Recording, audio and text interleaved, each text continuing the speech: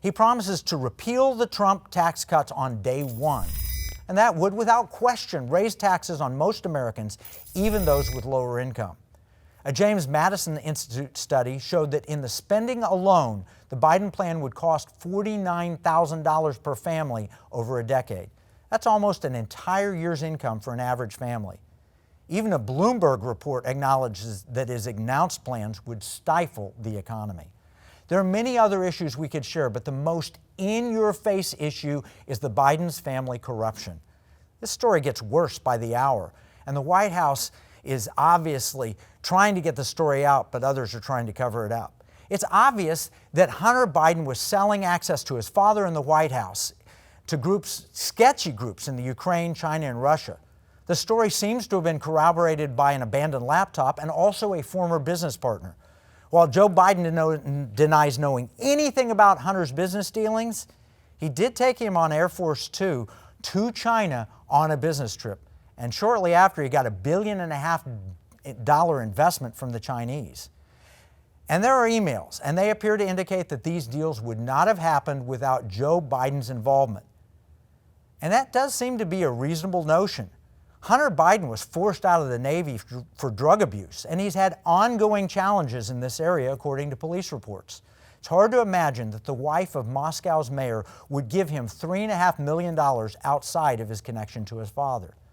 We also know that Joe Biden is a totalitarian when it comes to enforcing dubious health mandates. He's mentioned mandatory national lockdowns, something even the World Health Organization says now is a bad idea. And leading scientists agree. He's also called for a national mask mandate. In a public health crisis, he feels it acceptable to suspend the Constitution. Don't forget that racism has been called a public health crisis. What other unconstitutional things is he willing to do? Likewise, climate change has been called a public health crisis. Is that a reason to tear up the Constitution?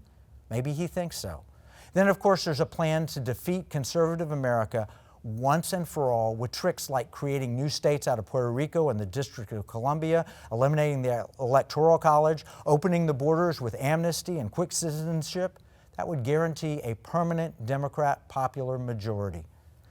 Estimates suggest that the Biden-Harris plan would add 52 million new immigrants. We also know and have covered in this show that Joe Biden has pledged to end shareholder capitalism. He wants, when you invest in something, he wants your investment to serve everybody in society without regard to whether or not it gets you a good return.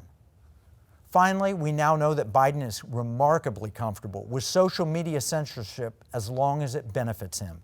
He loved that Facebook and Twitter banned any discussion of Hunter's corruption. That has ominous implications. When you add it all up, no wonder Bernie Sanders says Joe Biden would be the most progressive president in history. But even this may not be radical enough. We know that because Nancy Pelosi has planned to create a 25th Amendment Commission. The Speaker, the one who tore up the State of the Union address, she admits this isn't aimed at President Trump, even though she questions his abilities. She says it's for a future president. Of course, she knows that Joe Biden would be the oldest elected president in history. She's well aware of the questions about his mental competence. And she understands that Kamala Harris was handpicked to be ready on day one, according to Biden himself. In fact, both Joe and Kamala have recently slipped, calling this a Harris-Biden administration. This is the progressives' insurance policy. If Biden doesn't move fast enough for a complete takedown of our government, they'll move him out and put her in. And anyone paying attention knows that. How about the radical media that has pretended that all the protests were peaceful and not riots? They want to see something akin to the French Revolution. Perhaps that's why they keep bringing up guillotines. And they're serious. Listen to this rant from Keith Olbermann. Watch the video where he demands that conservatives be arrested and removed from society. Trump can be and must be expunged. The hate he has triggered, the Pandora's box he has opened, they will not be so easily destroyed. So, let us brace ourselves.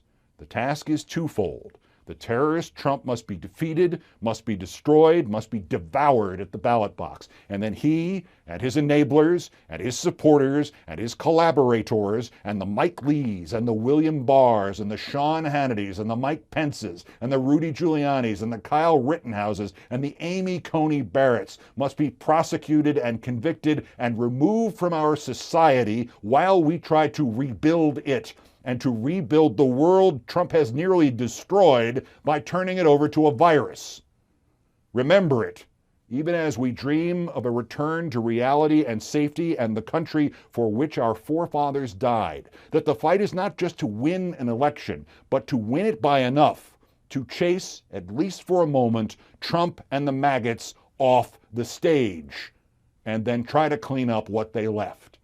Remember it, even though to remember it means remembering that the fight does not end November 3rd, but in many ways will only begin that day.